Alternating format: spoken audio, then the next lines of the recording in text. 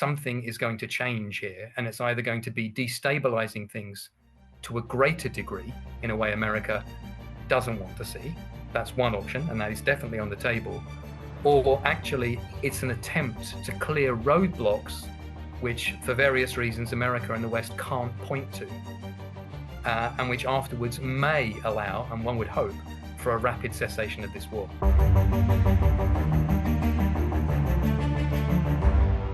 How would you describe Israel's decision to strike Hamas leaders in Qatar? That's a very big question.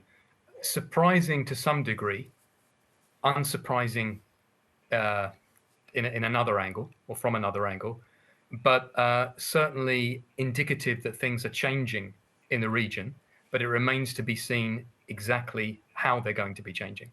To what degree is it unsurprising, and what does Israel's strike say about its motivation to broker an end to the war?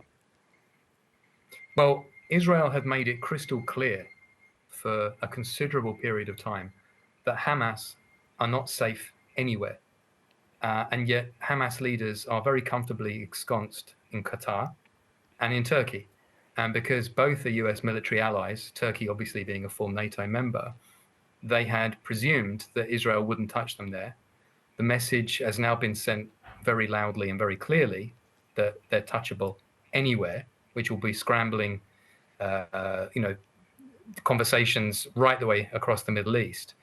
What now remains to be seen is if, as some would put it, this was done to try and scupper negotiations which Qatar was trying to broker, which is certainly a meme you will hear in markets, and to be honest, you're probably going to hear on the ABC, or a very convincing counter-argument from, or equally convincing counter-argument from the other side, which doesn't get as much play, is that Hamas was actually the one that was refusing to agree to most of the proposed negotiations, including the take it or leave it deal that Trump put on the table on Monday, along with a warning saying there'll be consequences if you don't agree.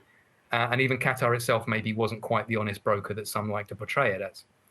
In which case, by taking out the hardest line individuals in Doha, and by showing Qatar, which may or may not have been in the loop about the entire thing, just as the US may or may not have been in the loop and may or may not have approved, regardless of what anyone is officially saying, which in the Middle East you never listen to. There is a possibility that Israel may have showed them that we do need to try and bring this to an end now. We do need someone from Hamas agreeing we are going to surrender, this is the end of it, and the war can finish. So it remains to be seen. As I said, everything's scrambled, but it's not clear what the outcome is. It's not necessarily as bad as people think. What does it say about the influence of the US that the President Donald Trump has told the media that he learned of the attack from the US military instead of Israel's Prime Minister? Well, again, as I said, in the Middle East and increasingly in the White House, what people say and what the reality is are two very different things. And there's a public narrative and there's the private reality. Let's take it at face value. Let's presume that Trump really was not looped in.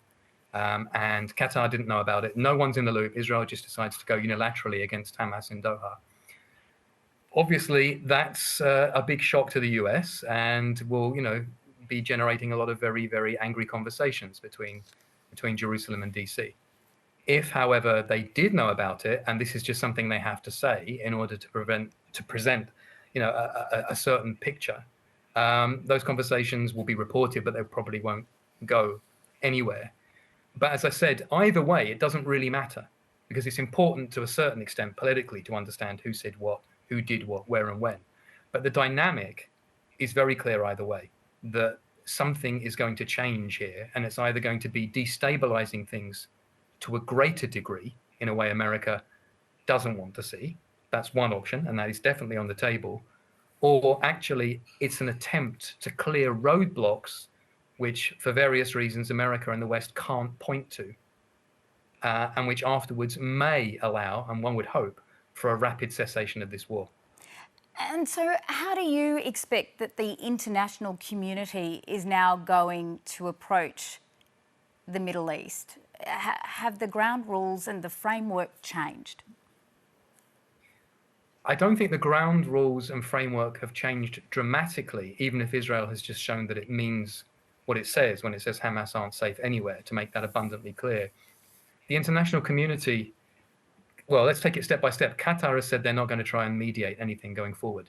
As I said, if they have been trying to help, and it's an either or here, that means negotiations are going to stall and we get more war. If Qatar actually have not really been as useful as is publicly perceived in the West, that might mean we do end up with a deal. And it honestly, it's logically one or the other. And I'm not trying to say which is true.